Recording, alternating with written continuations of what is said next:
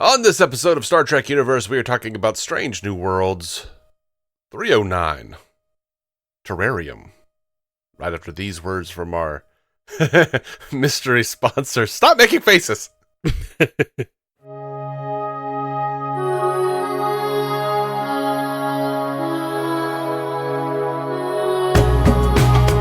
Welcome to Star Trek Universe, the podcast where you get to listen in on two lifelong friends sit and chat about Star Trek. My name's Matthew Carroll.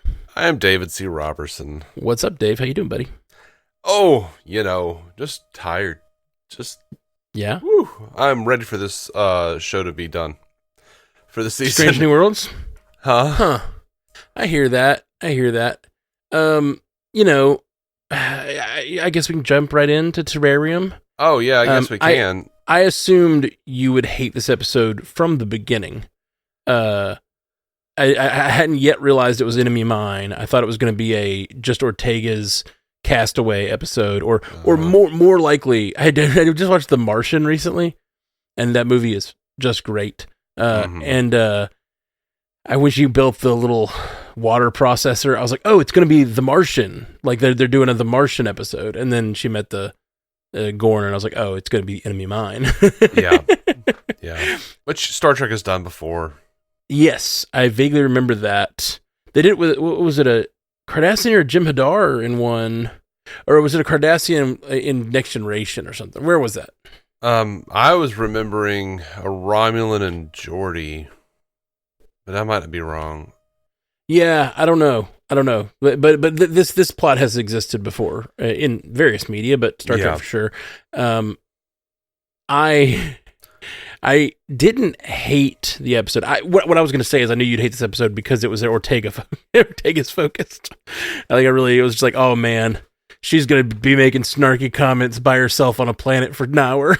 Yeah, and that's exactly what they did. Like, as the fucking shuttle is crashing, she is like yelling out this stupid thing going, bring snacks! I'm like, shut the fuck up. Like, yep. I knew you'd hate bring snacks. About to die. Yeah. Okay, yeah, none of that bothered me. I don't have the same aversion to Ortega's that you do. This episode is somewhat uninspired, obviously. As we said, this plot has been done before. It was a little interesting that they tied it into this other race of beings that I don't know, but you said is it the Metatron? The Metrons. The Metrons. Where are they from in Star Trek? The original series, specifically the episode Arena. With the Gorn. With the Gorn, yeah. Oh, okay. Yeah, I didn't remember that. There's no fucking reason to bring the Gorn, to bring the Arena, the Metrons into this. Like, there was no reason for that. That was just, once again, rehashing. I hate it so much. I agree. I mean, especially when we just did this, like, Trelane Q episode. Like, it feels like the same sort of a plot device where you end the episode by being like, it was all hijinks from a higher being. Yeah, and in the original series, it was a situation of like the Gorn killed a bunch of people on Cestus 3. Kirk followed them bloodthirstily into accidentally Metron space, and the Metrons were like, no, fuck you, and took the Gorn captain and Kirk down to the planet and let them duke it out. And then when Kirk refused to kill him, he was like, oh, okay, you're only half savages. Like, I thought you guys were savages. But since now, now I'm kind of like, well, you knew that, though. Ortega's became friends with the Gorn now that you...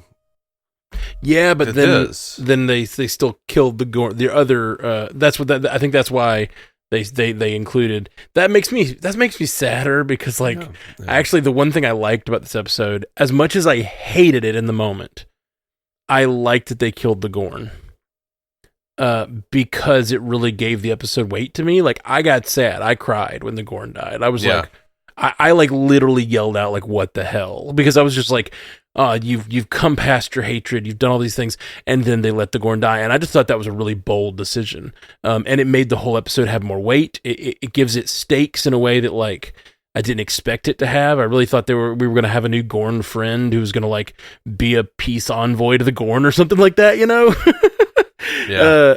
Or a Gorn in Starfleet, like whatever, like some sort of Gorn to be an ally. And instead they killed him, and it was a harsh thing to see, and like really hard, and I yelled out, and I got sad, and like that's cool, and the lingering effects that she's gonna have, the problems with La'an for that reason, like I think that's all really good. But hearing that part of the reason is because they basically needed it not to be fully resolved, they needed it not to end well, they needed it to end bad to align with canon, like that makes me less proud of the episode for going there. Yeah, they didn't need to have the Metrons. It didn't have to be the Metrons. It could have been anything else. It could have just been them interacting on a planet. Yeah. Like they could have just done Enemy Mine, and it could have still ended this way. The Metron was just to throw, and this would not have bothered me. I love these kinds of like connections to previous episodes normally, but they've seemed like they're just doing it all the time this season. Yeah. They absolutely are. It's like to the point where it's like undermining the original stories now. Yes. We have talked about this before. I think that when you use something from canon and you don't put a new brick in the wall, you are using that piece of canon up. We talked about it with the Borg. That's my theory on why the Borg stopped working in Voyager. Is like they weren't adding to, they were just using the fear that we had all been instilled from TNG, and they were just sort of like, hey, it's Borg again. And every time you use them, you're watering them down. You make them less of a threat, unless they, you have to add to them, you have to grow them, you have to change them. And so this season has been a lot of just like, hey, we're pointing out this thing's showing up again that's from an old episode of original series, Yeah. And they actively made it like the original series episode doesn't make sense. Why? Well, because the Metrons were surprised that Kirk wasn't going to kill the Gorn. But they've literally already seen Ortega's not kill the Gorn and be like, we are friends now. Well, yes, but if they're looking at like species on species violence, the humans still killed the Gorn. You know what I mean? And I understand that they should have at least seen that they weren't half savages, or they were only half savages, as it were. But who knows? The Gorn still died. Yeah, if they're such great godlike beings, they should understand nuance. Yeah, maybe. Which, by the way, I don't understand why these fuckers didn't come down here with their phasers on stun instead of kill. Yeah, agreed. I mean, it's La'an. She's pretty, trigger happy, and I could see her like she sees a Gorn, she spins that thing to kill and hits the. It made sense to me that she would try to kill a Gorn, in that moment. But it was like multiple people firing at once. It wasn't just La'an. Oh, really? I thought it was multiple people. I guess I wasn't paying as close attention. But yeah, she's the one that it fell to. She's leading the party. Or whatever. I really like Enemy Mine. I really like the concept of putting two enemies on a planet and having them have to learn to coexist. It's a beautiful story. It so appeals to my sensibilities and my own morals. Like I believe in that. I believe people that are enemies just need interaction to come together. To some degree. There's obviously limits to that, but I do believe in this ideal, and so. Seeing that happen was great. I did not need the Uhura subplot. No. Well, again, this has been my story on a bunch of the episodes recently, where it's like I really like this story, but if it had more time, like I felt like the Gorn thing was a little rushed. Like it felt like it should have taken longer. And it almost does feel like the stuff on the planet feels like they've been there for weeks because they've learned to trust each other and all this stuff. That seems like it should have taken weeks. But we know that on the ship, there's this ticking clock. You know what I mean? Yeah. And it's like they can't stay there long. So we know it's only been a couple days. And it just feels... the stuff on the ship made this... I had this complaint like literally last episode where we were talking about like the ship not making sense because they're supposed to have this full ship, but they still let it look empty, you know, stuff like that, where like one plot line, it should inform another, but it doesn't.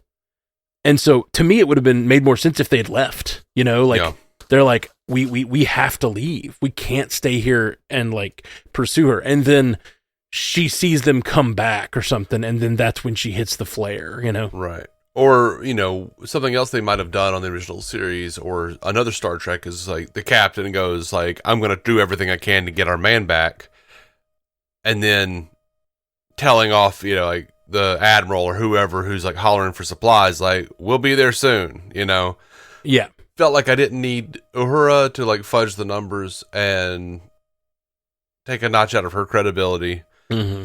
It borderline seemed like at times that Uhura was like trying to convince Pike to find Erica, like tearfully, yes. And I'm like, why? Well, I don't. Yeah, I mean, she was, Pike but I should think that's have the thing. She should trust Pike that he's going to do everything he can. Yeah, because she hasn't had any reason not to think that. And he even said at the end he was going to go into anyway.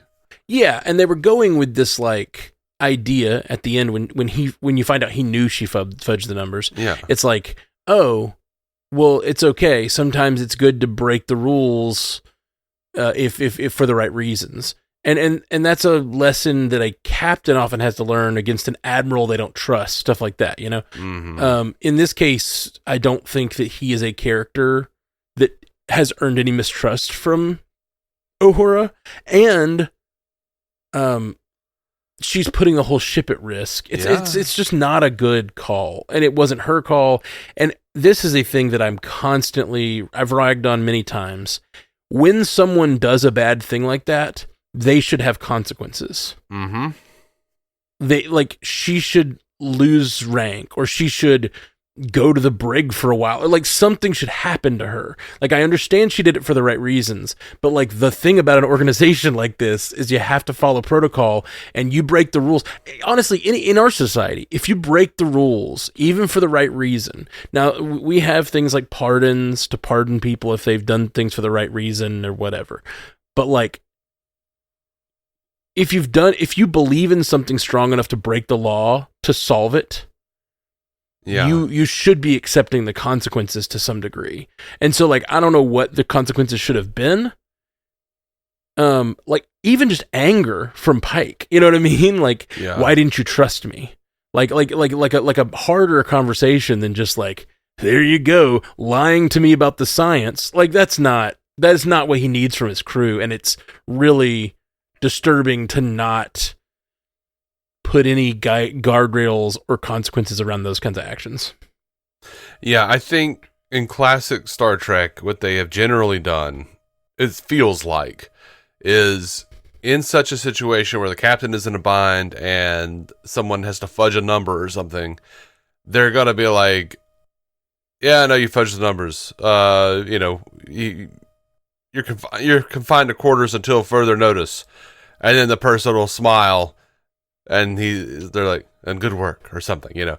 It's like, yeah, you're being punished, but you're really getting It's exactly what I would have done, but I still have to punish you. I still have to be a captain. Yeah. And I always feel that way on these shows where like people do things that are, and a lot of times it's like things with high stakes, you know, police or whatever, like on other shows where they're like police or like breaking the law, and it's like they're doing it for the right reason, and you get why they're doing it, but like there's a commanding officer finds out, and they're just like, yeah, you know, you did it for the right reason, so I'm not going to pursue any. No, like that's still wrong. Like it's still, you still got to. You are now breaking the law or whatever. I don't know. Yeah. So look, I don't. The reason I harp back on old Star Trek and what they would have done is because this is in the same universe supposedly. So that's kind of always what I'm looking for are those kind of solutions and those kind of punishments, like for things like this. And I just I don't know. It's like they don't. Pike is a little loose with his crew, and I mean that is a different kind of captain. You know, I'm not going to cook dinner for you tomorrow night. Yeah. But I'll see you on Sunday or like whatever. You can still come, but you can't eat. You can have appetizers. Yeah, man. So yeah, it's. I didn't hate this episode. I really didn't. I feel like I have to say that every week because we always have so many complaints right now. I don't like. I'm trying to really just enjoy these episodes for what they are, and I really did. Like I had a good time. I like I said, I cried when the Gorn was shot. Ortega's doesn't really bother me, so like I enjoyed the enemy mine stuff, but I was just I constantly like being like, this should be taking longer than we know it is because of the ship. Yeah. So I had a hard time suspending. I'm having a hard time suspending disbelief when things are like just obviously don't add up. Yeah. Yeah. Let me clarify something though. Like, it's not that I hate Melissa Navia. Sure. I'm sure I would like the character if they didn't write her the way they do. Right. Which is like every line has to be snark. Yeah. Some kind of stupid joke. And they're like, even as she's walking along, she's going, take the shuttle, they said. It'll be fine, they said. That is such a cliche line. I hate hearing that in any show. Well, it's directly out of Die Hard. Like, that's a Die Hard line that they're like repurposing, which I thought was funny because this isn't a Die Hard scene or like Redux or whatever. Mm-hmm. But like so many shows say this. They do this bit over and over again. Like, safety's my middle name. Wait, you said danger was your middle name. Yeah. It's a fucking stupid exchange. Yeah. It's so bad. By the way, at the beginning, when she mentions like the ghost stories of shit, something like Division 12 would look into, like that was just like a throwaway line that was also like I'm like, I feel like it was a pitch. Like, ooh, what's Division 12? Looking for ghosts in outer space? What the fuck? Oh, that's not a thing from a previous Trek? That was just a throwaway line. Okay, yeah, I just assumed it was something we may have heard of before. Yeah, no, as far as I know, like, and maybe I'm wrong, maybe I just forgot, but Division 12. Oh, that seems like something Division 12 would look into. Like, oh, that feels like a backdoor pilot line. Yeah, that's like funny. A setup for a pitch or something. That wasn't like the one where, yeah. Looking it up online, all I'm seeing is this episode. So yeah, you must be right. I really just assumed it was something I didn't remember. Mm-hmm. I did laugh because they were supposed to meet up with Constellation and Captain Decker. But then the Metrons came into it, and I was like, oh, now you're pulling even more from the original stuff. Okay. Yeah. And Decker being the guy from the motion picture? Well, that's his son. Oh, okay. The Constellation was borderline destroyed by the planet-eating Doomsday Machine from the episode The Doomsday Machine. And by that point, Captain Decker was Commodore Decker. And that's the guy that's like, he was overacting a lot because he thought it was a kid's show. But it kind of just like really plays really well when you watch the episode because he's watched most of his crew die and he's gone insane. Oh, yeah. And he's seen this planet killer that's so much bigger than the ship, And he's just like, Jim, they say there's no devil, but I've seen him right out of the gates of hell. Nice. It's great. That's awesome. Yeah. Oh, man. I got a text from a friend this week, and they were like, Matt, are you watching Strange New Worlds? And I was like, I am. Seen it all. Uh-huh. And they're like, I am obsessed with it. They had just found it and been watching, I guess, season 1. And it just makes me feel bad because I want to love this show so much, and they just do, it's very similar to how we felt with Discovery. Like, there'll just be like these glaring problems with an episode, and I don't know. I feel like I'm in a bad place because I've often talked about there's a certain amount of disbelief you can suspend, and then once you're not doing that anymore, you're not along for the ride anymore somehow, and then you just end up overanalyzing things, and I think I'm in that place with this show. Where I watch an episode, and instead of just like, this is how the episode happened, let's talk about it, I just feel like, well, they should have done this. Like they should have had this, and they should have included this plot. And instead of like, I feel like I'm not along for the ride right now, which is not a good place to be.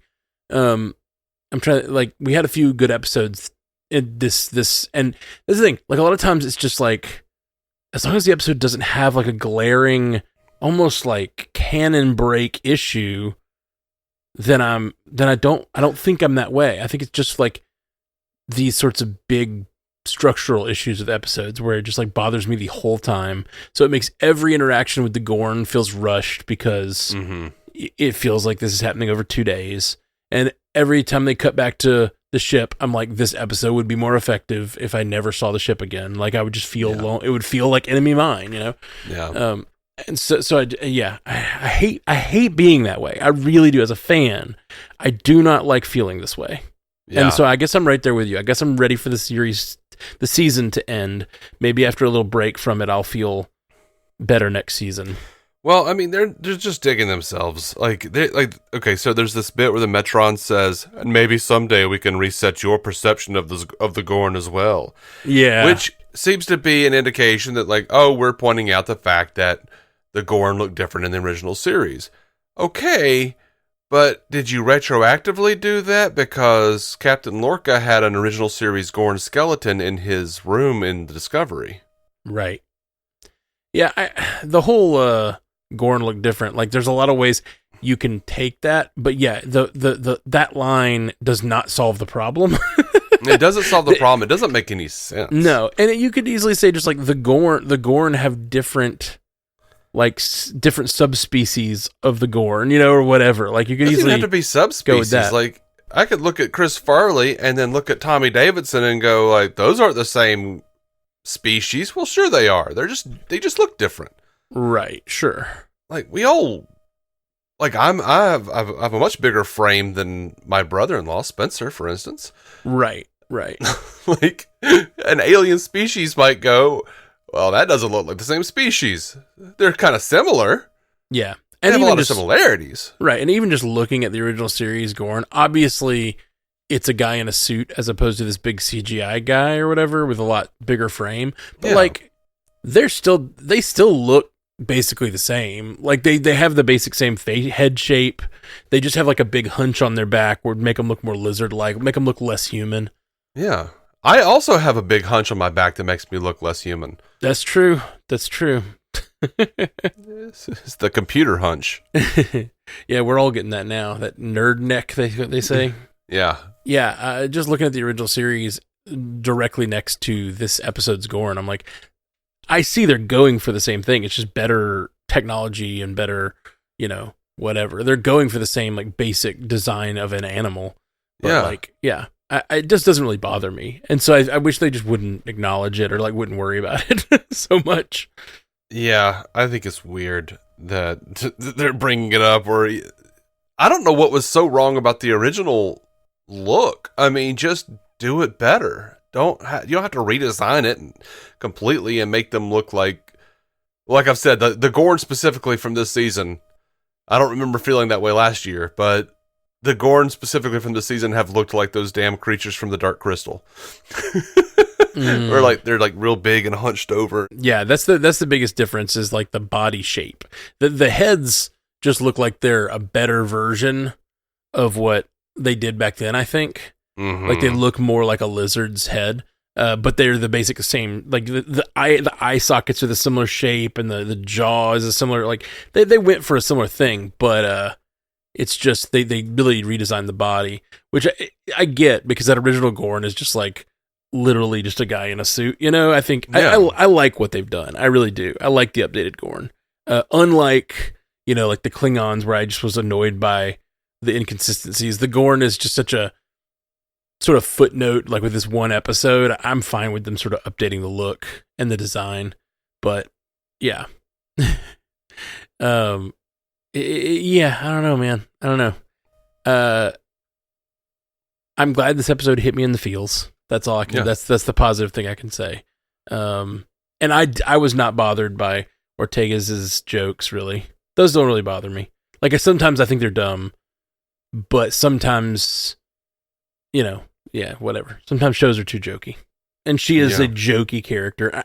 I prefer a show have a jokey character than the overall tone be jokey all the time, which I think at least there's that. At least she's the one character that sort of Like, there are other characters that do that from time to time, but she's the one that's, like, really guilty of it. It just seems like a personality quirk, I guess. They've really started doing... I mean, well, Palia's like that, too, but...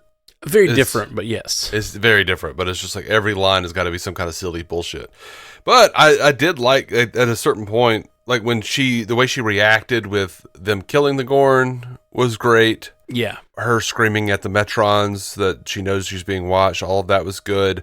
Like, the serious moments with the Gorn were good. The serious, like, when she pretends to eat the chess piece at the end next to that made me tear up a little. Yeah, me too.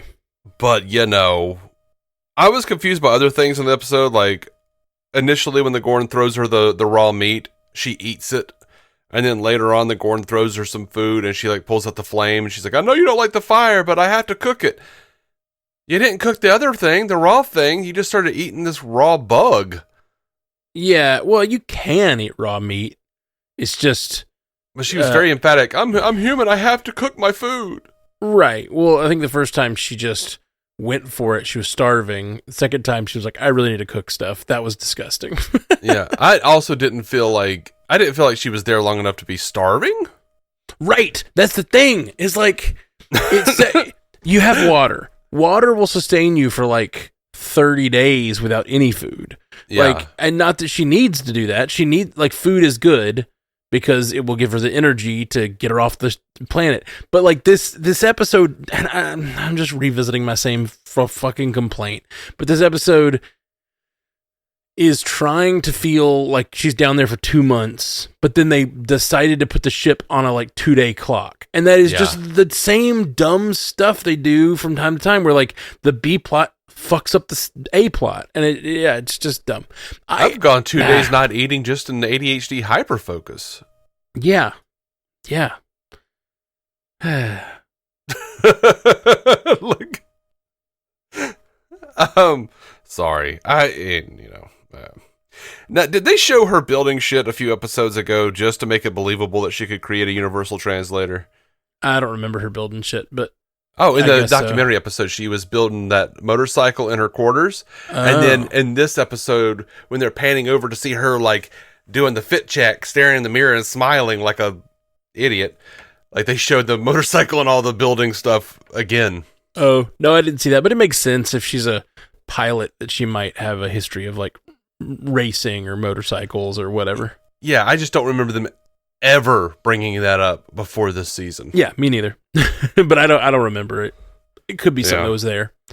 And yeah, I also just thought like they had her do all that stuff, and that's why I thought it was going to be The Martian. When I saw the episode, I was like, oh, they're going to kind of parody The Martian here because she's like building her little world and trying to survive. I was like, oh, that's cool. I love The Martian. This will be a cool little call out. And then her stuff that she didn't end up mattering. Yeah, no, it didn't. Like, and then towards the end, her like interfacing with the technology of the Gorn and fixing it so it would contact the ship, and the explosion, like all of that felt a lot more earned to the Ortega's character, I think. Yeah.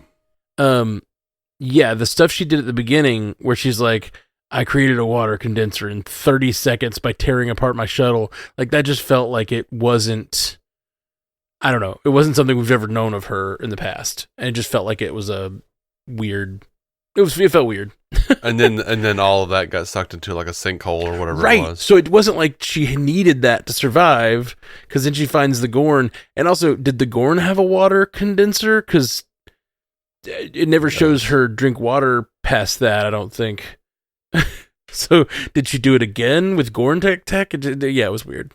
She just drinks piss out of those worm things. I don't know what it is. Gross. Maybe those worm things are like part cactus. I will say the episode, like the structure of the episode on the planet, the plot on the planet with like the ticking clock of the planet going towards that gas giant or whatever, and it's going to get too close and it's going to make it poisonous, and then using that as the flare and everything. That was fun. That was cool writing. I liked it a lot. It was really cool. Yeah. I've seen it, but it was cool. Okay. Yeah. Nothing, I guess, nothing groundbreaking, but, you know. Yeah, no, I even told my wife, I was like, "Oh, they're gonna find a way to ignite the gas to make it to use it as like a flare. Like, that's what they're gonna do." Interesting. Here, I'm not even complaining about this. I just didn't understand it. Okay. And maybe you know what the hell they're talking about. There's a point where Pike is at the con next to Una, and he says, "Other than Ortega's, I'm the best pilot on the ship." And she goes, "Never heard that one before, sir." And he's like, throws up his hands, like, "What?" I don't understand that exchange. Like, what were they talking about? Oh, he was just talking about how he's the best pilot other than Ortega's, and then she's like, "Oh, bringing that up again, are we, Pike?" Oh. Like, "Oh, you're always talking about how you're the best pilot." Does he do that? Not that we've ever seen that I know of. I mean, I think there was some reference to him being a pilot at some point. Oh, yeah. It just seemed like there was some, like, I just didn't get the joke. Or maybe it was just her giving him crap for being proud of his piloting. Yeah. It also seemed like the way she said it, that, like, they've heard that from other people before, and it wasn't true. You know, I just wasn't sure how to take it. I just didn't know what they were talking about. I don't know. That's how I took it. I don't know. All right. I'll take it. I'll take it. My last bit was like, so Pike was like, "Okay, scan as many moons as you can, starting with the nearest one first. And then when we see the flare, I'll be damned if it wasn't the nearest one." Oh, I didn't see. And I guess I also assumed that, like, maybe they magnified it? Yeah, they might have magnified it. Or they might have moved or whatever as soon as they, like, when they see the flare. Yeah. We've definitely seen them many times be like, "Zoom in on that moon," and then they zoom in and it's like, you know, nothing has changed, but the view screen is showing something much closer. Mm-hmm. So I assume that's what that was. Yeah. Well, we've got some feedback if you'd like to talk about that. Yes, I would. I would love to. First off, we got Andre Sparks. Andre. Hey guys, so I knew there was no way I was talking you two into liking the last episode. I love that. He's like, but I'm not even trying. I'm not even trying that week. But I will say I like the end credit scene with Spock and the full Vulcan. That would be the Patton Oswalt. Oh, yeah. As for this week, the Lost in Space episode was a little long, but the relationship definitely was told well. The end with the flashing light actually being something or someone surprised me. I thought she was going crazy. Also, right after Pike sent the landing party down, I was like, "Oh, snap. That's the wrong one to send. She had a trigger finger ready." For sure. Yeah. Like, I get it because they're friends, and she was like, "I'm going to do it. I'm going to save my friend." But yeah. And she's the security chief or whatever, so it makes sense. But it is a bummer. Overall, still one of the better episodes this season. I don't know how the season will end, though. My guess is the ghost spyware on the Enterprise will be revealed to the crew, and mayhem will begin, or the Gorn baby will finally pop out of Pike's girlfriend.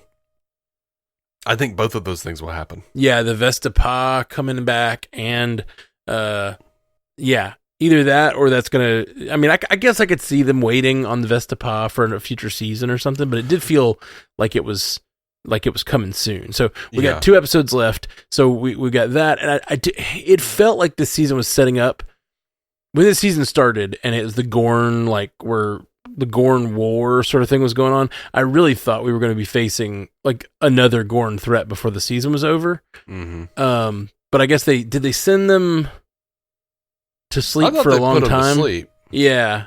So I guess that's probably not it. I really thought we were going to get another Gorn focused episode before the end of the season, but we did. Maybe not. This one, but you know, this was not the Gorn, the people, but the one Gorn. Well, you know, like in an overarching sense, it was a pretty good structure because they dealt with the Gorn as a whole and put them to sleep, but then the same way Doctor Who did by killing all the Daleks, and then you have that great episode where the Doctor has to face that one Dalek. You had Erica, who had the trauma from the Gorn who had to face that Gorn and come to an understanding with it. Yeah.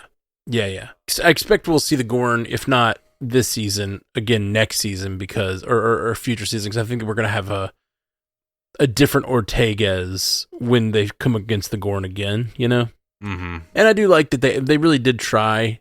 I agree with the mechanic thing, not so much, but they really did try to like sprinkle in her hatred of the Gorn for what happened to her at the beginning of the season. You know what I mean? Yeah, I suspect, and I hope, maybe, more than suspect, that we're going to start to see the crumbling of Ortega's friendships with the crew. I felt like the way they sort of explained, they sort of hinted at something going on in that future episode that was kind of redoing Balance of Terror. Mm. They didn't go deeply enough into it. It felt like it was still looming. Oh man, I need to rewatch that episode. Goodness. Some breakdown between specifically Ortegas and Spock and Vulcans. Yeah. Or maybe they didn't. They don't intend to do anything with it. She was just filling in for the racist guy on the original series episode. Right. Totally. I don't know. I never know with these writers. Thank you, Andre, for sending that in. That's I appreciate that he's digging the season. Yeah, and like I said, my friend wrote me this week, loving Strange New Worlds, and I was like, I did too. And now I'm in a dark place. Well, this season I've liked probably 4 or 5 of the episodes like a lot, and then I've had just some sort of glaring issue with a bunch of the other ones. Yeah. Once again, not even enemy mine here. But yeah, this is fun. Stu Little says, calls this one Erica, her arms wide, of course, referencing Darmok, and season 5 opener of Next Generation. Hi guys. And we're back after a sudden unexplained hiatus where absolutely no episode of Star Trek was aired last week. That was weird, huh? Terrarium.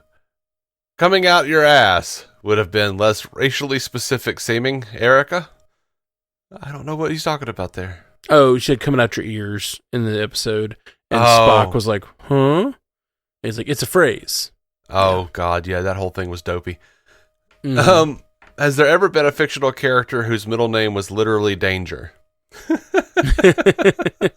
I think Austin Powers, right? Yes. I think Austin Powers. Austin Danger Powers. Absolutely. Good call, man. Yeah. I feel good about remembering that. Yeah. It happens so rarely. I know. My memory is so bad that when I'm the one on a podcast to remember something, it really does fill me with pride for the next number of days. Just kidding. Yeah. Well, it would if you could remember. That's true. It's true. It would impact me more if I remember, if I didn't immediately forget what I was proud of. A wormhole. What the frell? Any other Farscape fans here? No. No, unfortunately. I've never seen it. I have it on Never DVD, watched it. Never watched it. Was that the one that was also Roddenberry? No. Farscape was on Sci-Fi Channel and had Jim Henson Muppets. What's that one that was Kevin Sorbo? You're talking about Andromeda. That's what I'm thinking of. I get those two confused. Yeah. But I've heard good things about Farscape. Yeah. Yeah. I actually bought Andromeda and Farscape at the same time on DVD from a thrift store 2 miles down the road, and they were both $4 each, the complete series. Wow. That's great. It's crazy. But I never watched them. Well, Stu, should we watch Farscape? Is it worth the squeeze? Yeah, man. Let us know. Stu continues, Erica's gone? Oh no. Anyway, do you think Andrew Koji would be willing to sign on to play Sulu in Strange New Worlds? I don't know who that is. Who's Andrew Koji? I don't know. Koji, he says. Yeah, pulling him up. Andrew Koji. Yeah, still don't know who he is. Pulling him up, tugging him off. What? I don't know. No, I'm not. I saw you. Behind the Dairy Queen. with a peanut butter parfait in one hand and a cock in the other. No, I do love a peanut butter parfait. This is adding up. I do love a peanut butter parfait, and I do have terrible memories. So I don't know.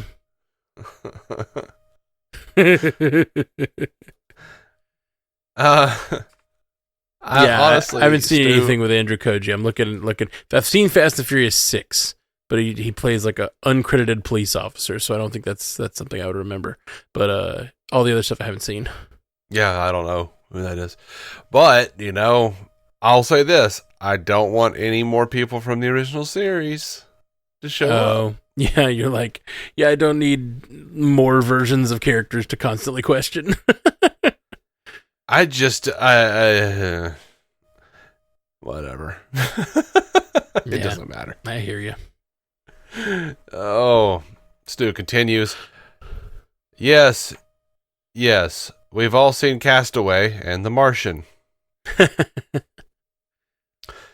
Oh no, she's landed on the Dark World from Thor, The Dark World, the movie where Thor goes to the Dark World. I feel like Stu watches Futurama. Yeah, I see that. Yes, we've all seen Enemy Mine. The Gorn's female, typical woke Trek.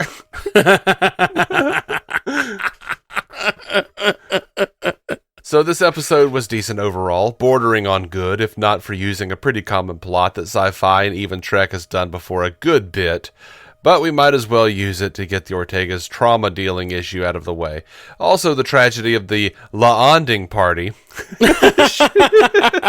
shooting the Gorn could lead to some interesting stuff with Laon's feelings about the matter and how it affects her and Ortega's relationship. But then the episode just has to slap us in the face with the member berry of the Metron appearing, making the episode a prequel to The Arena. Totally unnecessary, especially since Ortega's isn't allowed to remember it, which makes the whole thing a total bit of fan service. Also, it needs to be said that the title of this episode is just the plant version of a menagerie. Terrarium. I also have to say that I don't really hate the character of Ortega's or anything, but I don't care enough about her to spend this much time with her talking so goddamn much to both herself and someone who can't really communicate back in as verbose a way. Also, did the Metron choose to appear bald because they thought it was the ultimate form of Ortega's haircut? Yeah, the Metron did not look this way in the original series. They were also wearing like a flowy gown, but they had like the golden ringlets, like angel locks or something. All right. Well, this one just could be bald. I don't know. Yeah, they just took the form. Yeah. This episode, when I kept seeing the like flashing light in the air, I kept thinking, it's the Red Angel. Oh, God. Which I don't remember there being a flashing light for the Metrons in the original series either. Right. Sort of a kaleidoscope rainbow effect. Yeah, when they were talking to the Enterprise I'm crew. looking at it, and I do vaguely remember seeing them in that episode. Is that all Stu had to say? That's it from Stu. Stu, appreciate your feedback, bud. And like Andre and Stu, I like this episode. I really do. They're just, it's just. But you agree with me that it was bad as well? No, I don't. I don't. It certainly felt like it. I don't. I know, and I feel bad about that. Like I just find myself analyzing more than enjoying, and like on the podcast being too analytical and being too like there's just something in my craw. You know what I mean? Yeah. I don't know. I need to like figure out how to like get past that, because I really appreciate what Stu said, where he's like, here's a funny issues. There's like some funny, silly things, but you know what?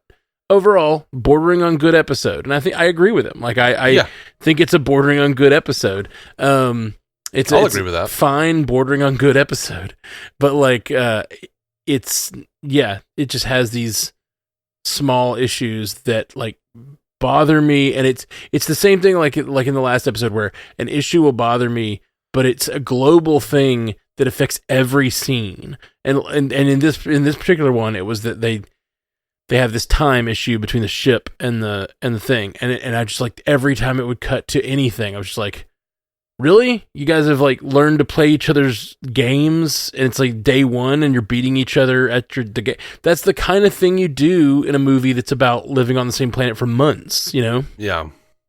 And I think it would have been a much stronger episode if she had been stranded for months. 100%. And like see her like grow as a character, really, like, and not just sort of. And I think she did. I will say I do think she grew as a character, but like when it happens over the course of 2 days, like this seemed like it was alluding to, it doesn't feel like that growth is as extreme. Like I could have seen her like really, you know, come out of the thing like dirty and battle damaged and like having really like gone through it. And instead she's like, oh, she's kind of smelly. She had a couple days without she missed a couple showers. Yeah. Yeah. Yep. So as much as I said at the beginning, I really like the enemy mine part of this story. As much as I do, the other part makes me feel like constantly question it, and it like removes my suspension of disbelief, and I don't like doing that as a podcaster. I gotta figure out how to keep my suspension of disbelief intact to enjoy what is good about the thing, or it's like hard to be a good podcaster. I just feel like I don't think that's complaining. True. Like I feel like I get it. People get upset when you don't like a thing when you're a podcaster. Oh, it's not about people being upset. It's about my own enjoyment of the thing. I don't like podcasts where people just complain about a thing. And I don't think we do that here. I really don't. But this season has been particularly like, let's like, there's just a lot to complain about this season. And I don't know where my brain is with that. I don't know why. And it's the show, partially. But partially, I just can't seem to like enjoy what's fun about it, and like let the littler annoying things be annoying and let them go. You know? Yeah. I can let little things go, but when there are too many little things, I notice all the little things. Right. Yeah. Yep. But again, I'm not like. I think there's a difference. Like if we came on here and like, well, once again, woke Trek, you know, if we are not those guys, but at the same time, you know, I'm very happy for anybody who enjoyed the hell out of this episode. Even last week's episode, the worst episode of Star Trek that's ever existed. If you loved it, I'm happy for you. I'm so happy for you. I couldn't get there. And by comparison, I do think this is a fucking, this is like Academy Award winning Star Trek to last here week, by comparison. For sure. But I still think it's like way below par for Strange New Worlds overall, which this whole season has been in a lot of ways. A few episodes are really good. I did like the Trelane episode. I didn't mind the Trelane episode. Right. Yeah. I did enjoy that one. So good.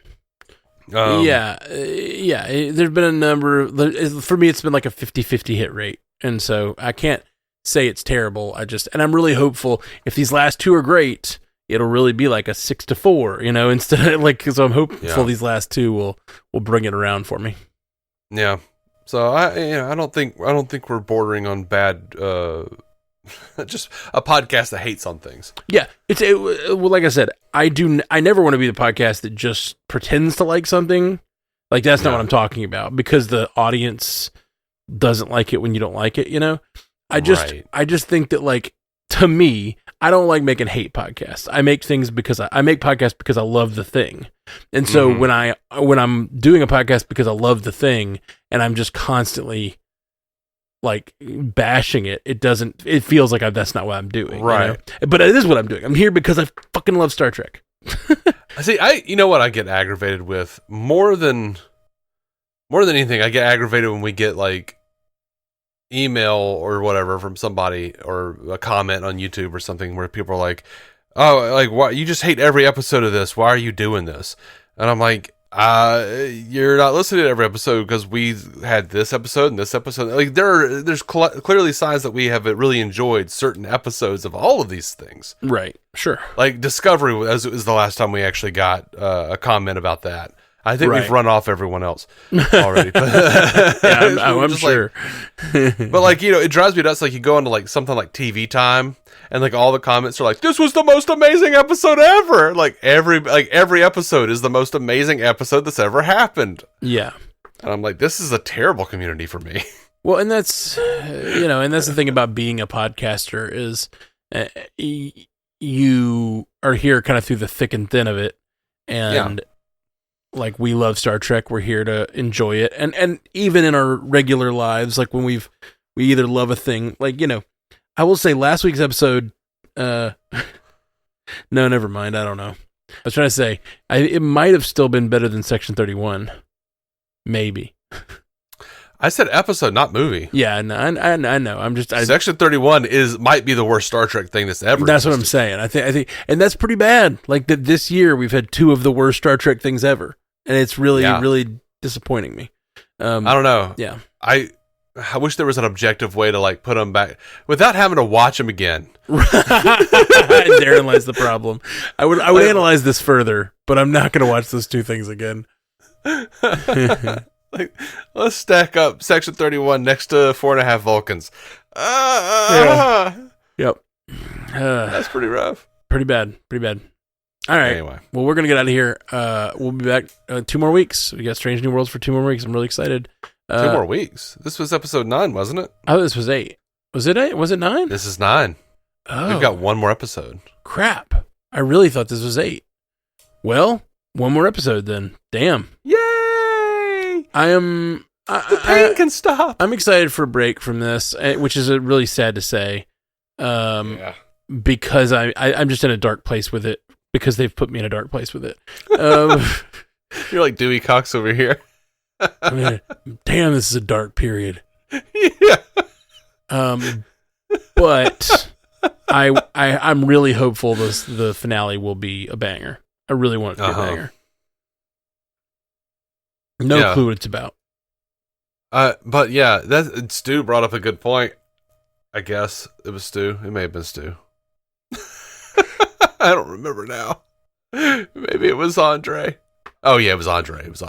So Andre brought up a good point, and I was like, oh, I wonder what the last episode is going to be this season. And then he reminded me of what the last episode is probably going to be this season. I was like, shit. What? It's the Gorn coming out and the computer virus thing? It could either go a really interesting way, or it could really go like a boring way that I don't know. I don't know how I feel about it, because I really want to know what the Vesta are. I want to know if they have anything to do with the Pa Wraith. I want to know all of these things. Yeah, it's so funny. Like, we both want cool connections to past stuff, and then when connections happen to past stuff, we're kind of like, that seemed forced. So like, I don't know if I want to know if the Vestapa have anything to do with the Pa Wraith, but I do like both of those stories, the Vestapa and the Gorn baby. I'm into it, and they have that connection where they're wanting to fight each other. So like, I'm into that as a finale if that's where they're going. Yeah. It's not that I necessarily want it. I'm just like, look, these things look like the Pa Wraith. You named it Vestapa. Like, you're clearly trying to evoke something that would make fans. You're throwing out dog whistles here. Yeah, for sure. Now, if you fuck it up, we're going to be mad. Right. If you really make it a stupid connection, that's going to suck. Yeah, for sure. And a lot of Star Trek nowadays feels like fan wank. Yeah. Because I think it is. Yeah, and it's like, I definitely don't mind fan service. I don't at all. But like, yeah, you got to have the meat there too. And you got to push the story forward. You got to have me be a fan of the thing we're doing right now, so that in the future, there's something else to wank about. Right. I need more things to wank about is really what I'm getting at. Yeah. Yeah. I mean, don't we all? Don't we all? Got to become inventive. Yeah. Things get more and more specific as you get older. Yeah. Joel, untrue.